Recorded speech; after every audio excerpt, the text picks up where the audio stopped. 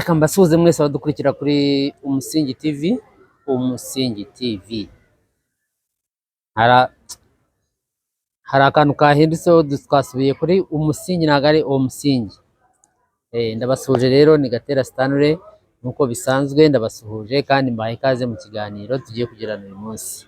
Ikaze rero n'abatindiye, ariko nizere ko Imana ibarinze neza muri bazima aho uri hose. Bugande, Kenya, Burundi, Rwanda, Tanzania, South Africa n'ibindi bihugu nka Sudani, abari i Burayi, mu Bufaransa, mu Bubiligi, njya mbibona ko ari benshi bakurikira Umusingi TV.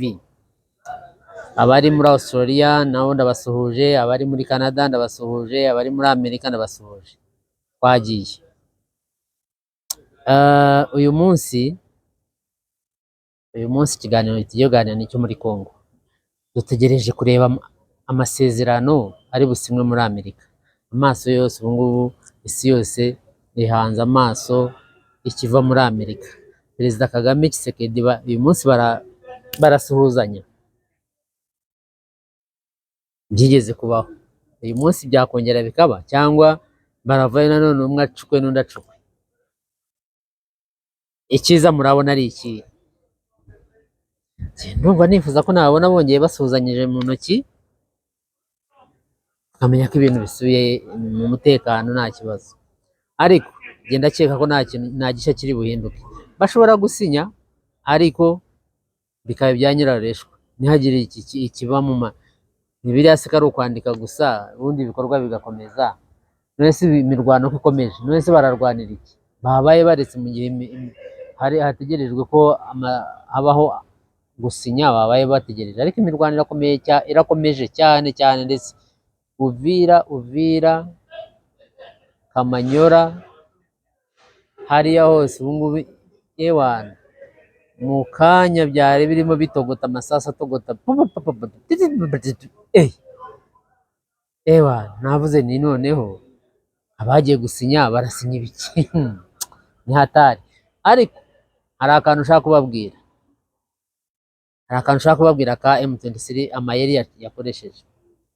Hari abantu barimo guhungira muri Congo, nako hari abantu barimo guhungira i Burundi baturutse muri Congo, barimo barahunga ari benshi. Noneho intelligence burya ni hatari. Umuntu ugiye yanyibwira ati wowe njya mbona ukora inkuru za Congo, kandi njya mbona udakabya cyane, ushyiramo amakabya nkuru n'iki nk'abandi banyamakuru. Ati amakuru iyo wayabonye urayavuga. Arambwira ati rero intelligence y'u Burundi yamaze kumenya ko muri abo bahunga huzuyemo M23, none umupaka bawufunze. Rero bashaka kugira ngo M23 ihungire muri abo baturage, noneho izaturuke mu Barundi ikubita.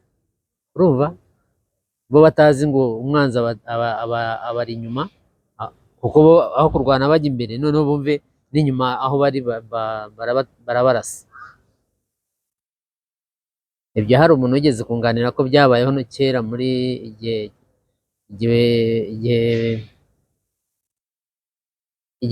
igihe u Rwanda rwarasanaga n'interahamwe muri Congo, ko inkotanyi ngo zaracengeye zibaturuka inyuma zirabarasa karahava. N'ubu rero ngo M23 cyangwa M23 bendaga guca muri aba baturage barimo guhunga, ariko intelligence z'u Burundi ziba zabimenye, none umupaka bawufunze. Murabibona ku mafoto ndaje nyabereka. Uwo muntu yakanyoherereje arambwira ati ati umupaka ubu ngubu Congo yawufunze. Ati abaturage bari barimo kwisuka ari benshi, abandi bafite intwaro, abandi bafite biki. Ati ubwo twaketse rero ko M23 ishobora kuba iri muri abo baturage, umupaka turawufunga. Ako ni agakoryo bari bakoze. Rero reka dutegereze mu kanya turaba tureba nyine uko Tshisekedi na Kagame biri bugende, kuko hagiye n'abaperezida benshi batandukanye. Perezida wa Kenya yagiye Ruto, niwe ukuriye East Africa. Hagiye Uhuru, hagiye Obasanjo, ariko Obasanjo kuki buri gihe ajya mu kibazo cya Kongo? Obasanjo yatangiye kera ngira ngo yatangiranye na Nkunda.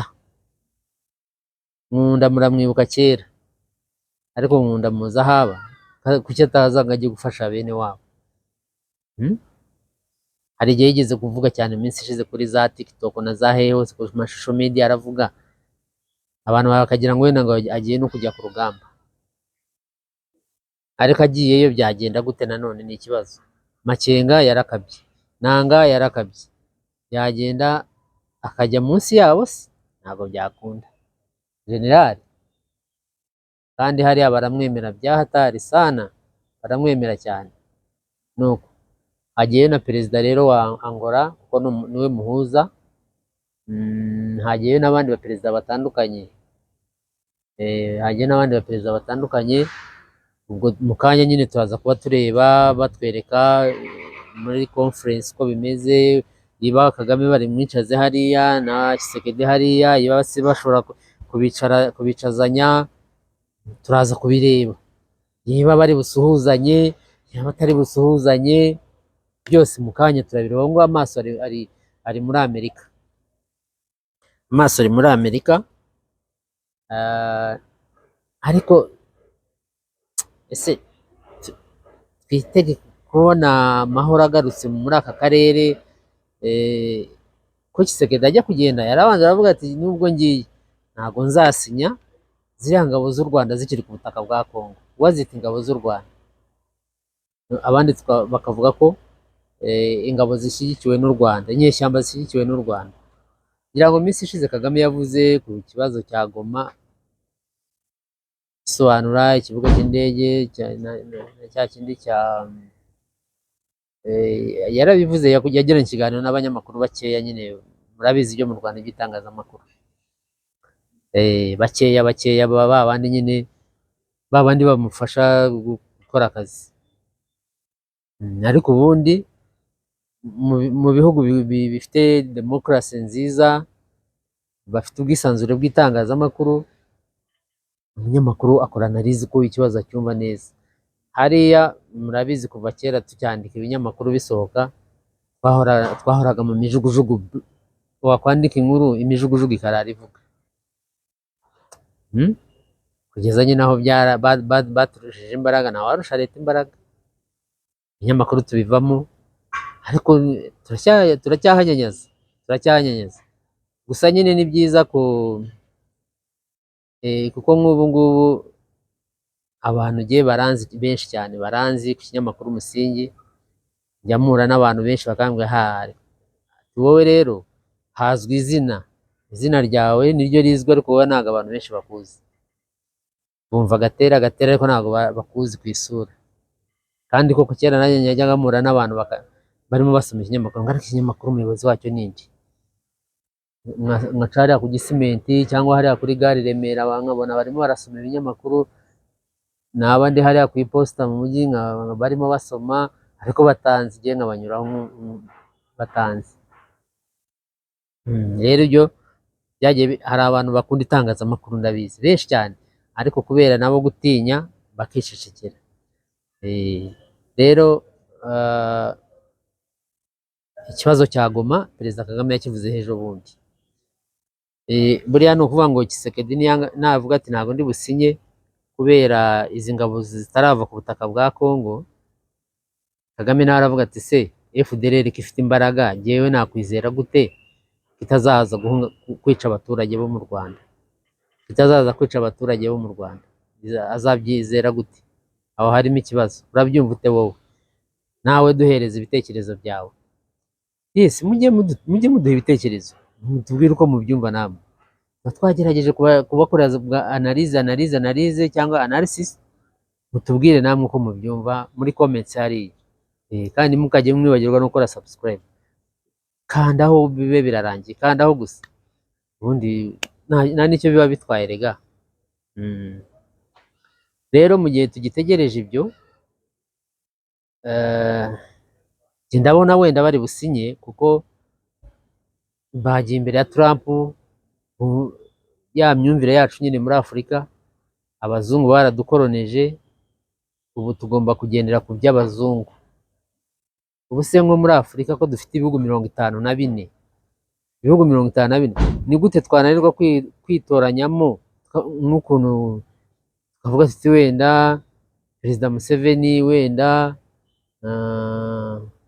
wenda Uhuru, wenda Kagame, wenda Tshisekedi, wenda Ndayishimiye, n'abandi wa South Africa Ramaphosa, no Tanzania wenda nk'abantu nk'icumi, ibihugu 54, bagafatamo nk'abaperezida 10 bakajya bavuga ati ikibazo n'ikibazo tuzajya tukiza tugicocere hano, tugishakire umuti hano.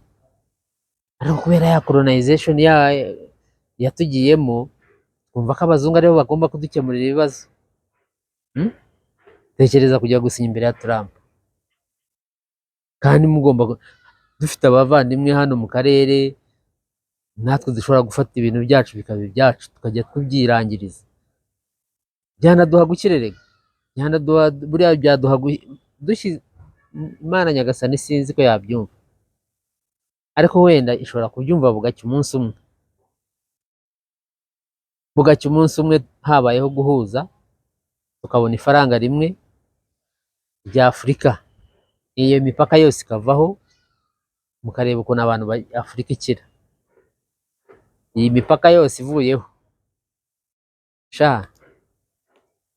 dore abantu ukuntu bakwisuka muri Sudani, dore abantu ukuntu bakwisuka muri Congo, dore abantu ukuntu bakwisuka muri Kenya, ayo mashyamba yose bagahinga, bakorora.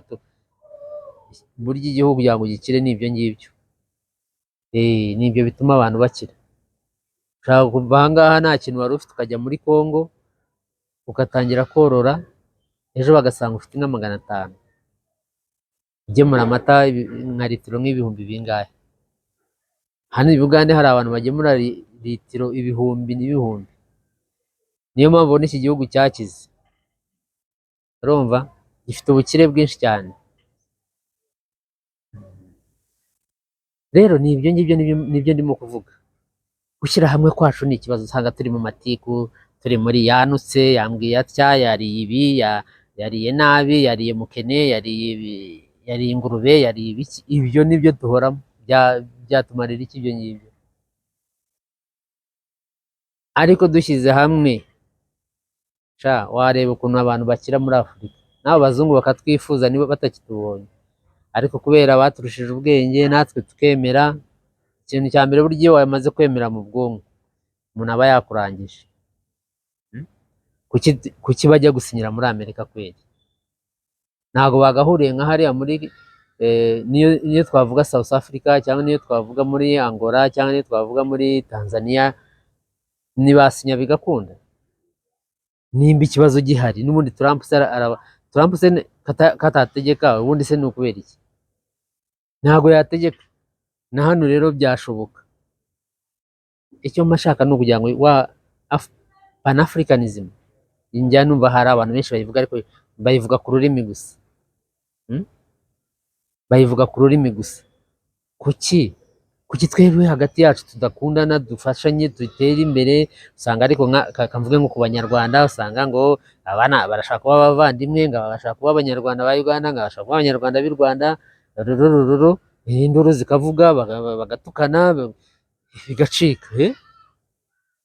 Kandi mwese muri ubwoko muri ubwoko bw'Abanyarwanda. Wakwitwa uwa hehe? Wakwitwa uri Umunyarwanda. Rero nta bwoko bw'ubuvandimwe bubaho. Ibyo ngibyo ngira ngo nabifitiye izindi nyungu tutagenderaho cyane.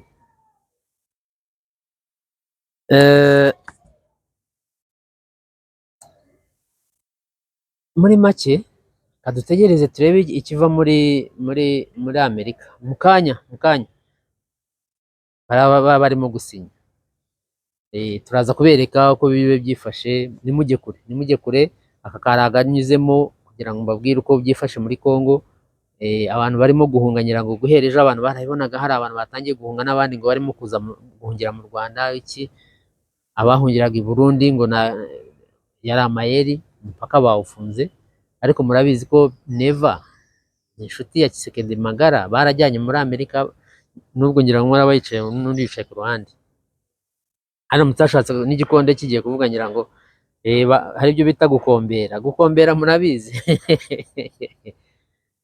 Bashobora gukombera. Kera abana hari igihe mwarwanaga, noneho ukajya kumva ukumva akandi kana gaturutse inyuma ngo po, ibyo nibyo bita gukombera, gakubise kuko ararengera mushuti we, nibyo bita gukombera, bakagukubita ukiruka. Inka ukazita ukiruka ugataha. Rero Tshisekedi na Neva ndayishimiye, nabo umwe yakombera undi rwose. Ntabwo umwe yasiga undi, kandi buriya bucuti nibwo bwiza, abantu bagakundana, ubwo urwo rukundo rwa kera sinzi ko ruzagaruka. Uzi ko abantu bakundanaga ukaba utagambanira umuntu, ukaba utamuhisha amakuru, ukaba utagera ku byiza utamubwiye, ariko ubu ngubu kugira ngo n'umuntu akubwire ati hariya hari akazi genda ugakore, kandi ari amafaranga ataraye, ariko gusa umutima mubi sinzi ahantu abantu bawukuye, simbizi. Imana izakomeze iwundinde. Umuntu akaba atanakubwira ati hariya hariyo akazi genda ujye usaba akazi hariya. Umuntu yabona utwaye imodoka iryinyo akarishyira ku rindi, uriya si umuhungu wa runaka, nawe asigaye atwara imodoka, bigacika. Iyo myumvire sinzi, igihe abayobozi mujye mufasha abantu kwigisha gutera imbere, burya ni mu mutwe, gutekereza neza, n'ibyo ngibyo. Naho ubundi ugasanga umuntu yambaye karuvati yanegereje rwose, ari mu ntebe ziri mu ofisi akomeye, ariko mu mutwe wapi? Icyo nshimira ariko ni uko jyewe iyo mitima mibi ntayo mfite, kandi n'abantu ngenda mpura nabo, nabo mba mbona ari abantu bagenda bazi gufashanya. Ashobora kukubwira ati jyewe Umusingi nkwemereye ibi kubera ko akazi wakoze. Erega ntabwo mba nkora akazi kanjye, mba nkorera abanyarwanda mwese, kuko birebwa ntabwo ari byo bireba. Ariko Imana yashyizeho umwuga w'itangazamakuru kugira ngo tujye tubwira abantu, kuko amakuru burya nawo ni umuti. Amakuru ni umuti. Hari igihe wumva inkuru ikakuryohera ugakomeza na za stress zigashira. Rero cyangwa ugasoma inkuru mu kinyamakuru, niyo basanga abana bavuye ku ishuri basoma ikinyamakuru Umusingi rwose, umwe yafashe page imwe n'undi yafashe indi, bagenda basoma. Cyangwa naba nyikigihageza hariya mu mujyi ku iposita, niho abana babifatiraga hariya, ukabona abantu nk'agatsiko k'abantu nka 5 bicaye barimo barasoma, n'abandi bari hariya barimo barasoma, ukabona ko hari ikintu kirimo.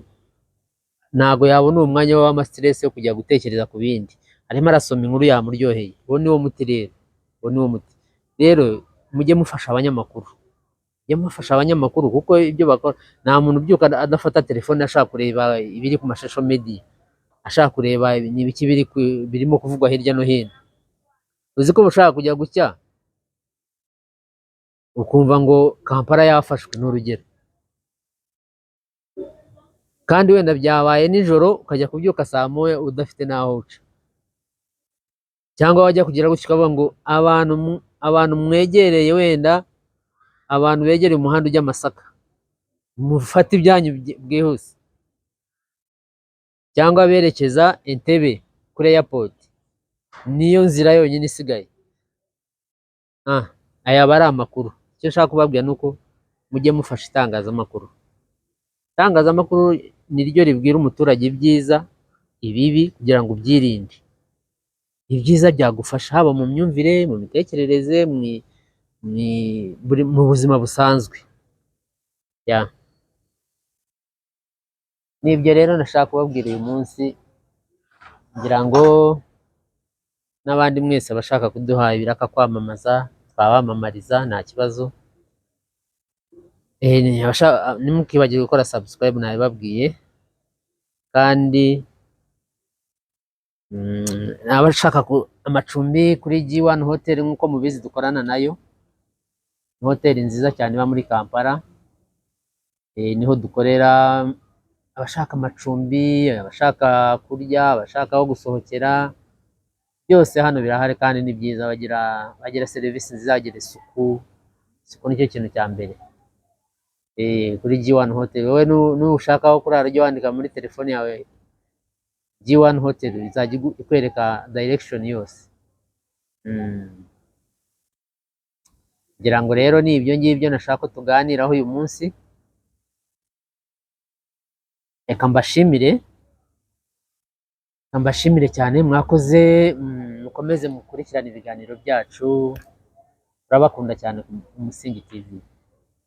Mugire umugoroba mwiza, tube dutegereje turebe muri Amerika uko bigiye kurangira, uko basinya, byose turabibagezaho. Gusa twari kugira ngo tubahe inkuru mbere y'uko tubagezaho ibiri buve muri Amerika, ariko namwe tubwire uko mubyumva, hanyuma ubwo turahura mu kanya tubabwira izindi nkuru ziri bukurikireho. Bye bye, mugire umugoroba mwiza.